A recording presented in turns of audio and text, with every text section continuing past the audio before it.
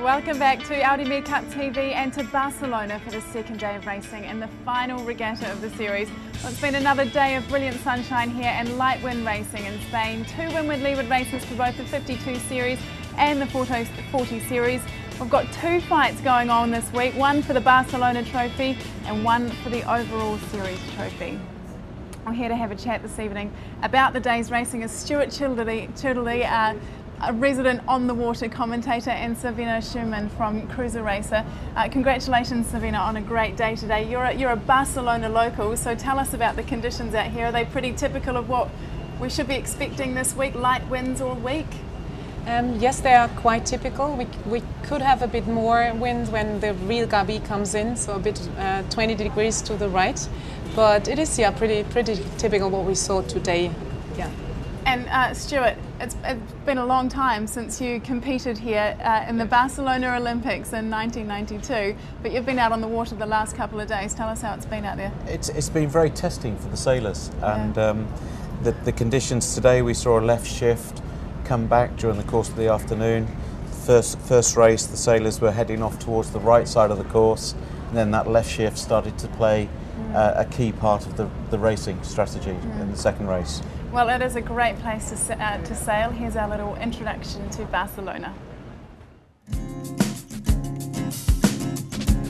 The Audi MedCup came to Barcelona last year and everyone couldn't wait to get back.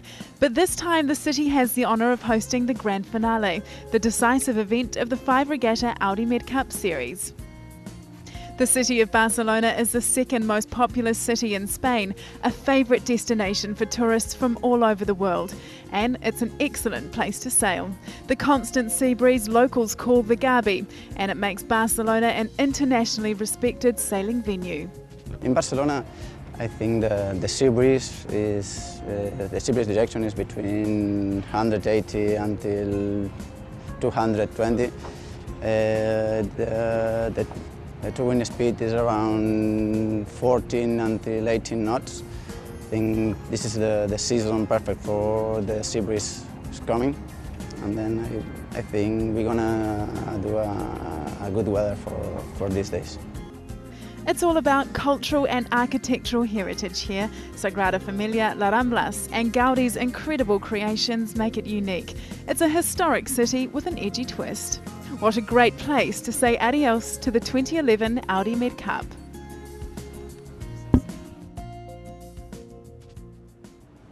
Yes, our last event of the year, but we had the first day of racing for the Soto 40s today, and it was a fantastic day out there, wasn't it, Sabina? We had not a lot of wind, and Iberdrola, once again, they were dominant out there. They're not easy to get on top of, are they?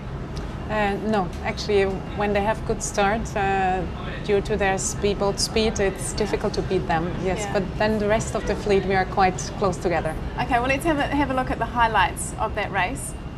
And Savina, it was actually Ngoni that got off to a really good start, but by the time we got to the windward mark, Iberdrola were right in control again, weren't they? Yes, yeah. From the first mark on, they were on top of the game, and then we others, yeah, we were changing a few positions and had a good fight until to the end. Yeah, Stuart, you were watching this race. Tell us what was going on from out on the water. Well, really, the dominant boat this year has been Iberdrola, and today they proved that. Yeah. But what we're seeing is a whole series of new teams coming in, sailing the boat this week, and picking the boat up, and the technique of sailing the boats fast, very quickly, and it's producing great racing. Yeah, and then we went into the second race, and I mean, after Cruiser Racer finished fourth in that race, Iberdrola won it with Ibero Star second. Into the second race, you put up a bit more of a fight for the lead in that race, didn't you? Yes, no, the second race was better for us because also we are new in this crew together for the races here, and also the boat is very new. So that's why the second race was already better than the first one for us. Stuart, a lot of these boats have are using older sails. After a lot of races this year, they are starting to get a bit old. What effect does that have on it? Quite an effect, really, particularly upwind. Yeah. You just don't quite have that edge in terms of boat speed or height, so the crew have got to work that a little bit harder, and we certainly saw that today. Yeah. Well, Iberdrola, they have worked their sails into the ground this year, but they're still on top of the podium with 2 points. Cruiser Racer after a second and a fourth today with 6 points, and Iberostar equal on points. Sabina, tell us what the goal is for Cruiser Racer. This is just your second regatta in the Audi MedCup. You have longer term plans, but just for this regatta, what's the goal? For this regatta, we would be very satisfied to be on the podium. Yeah. So that is certainly our goal, to be there on the top 3. And but yeah, for us at the same time with the new boat, it's really to know the boat better and the maneuvers, etc. To just learn from each race to the next one, and just to improve ourselves. Yeah, okay. Well, we had another great day in the TP52 racing as well today. It was 2 windward-leeward races for day 2. Let's take a look at the highlights of those races. Stuart, talk us through the start of the race here. Well, first race, Audi All for One just managed to pull off a manoeuvre and gain the pin end advantage. Rahn eventually took the lead at the top mark and led from start to finish for the rest of the race, whilst the Bribon finished second in the first race. So why are Rahn and Bribon were really dominant in that first race?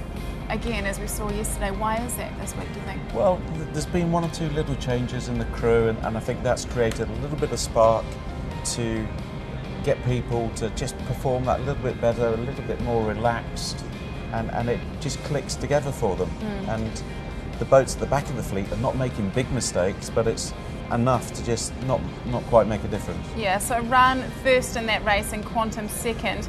Then we get straight into the second race of the day. Talk us through the start here, because we've got Rahn and Bribon and Synergy yet again dominant. Yeah, they were, and Bribon sailed a faultless race, and quite early on, a quarter of the way up the first beat, they were beginning to show, and then led at the top mark and just simply gradually extended away, and Rahn close in touch. We had this really interesting finish here between Gladiator, Quantum and Azura.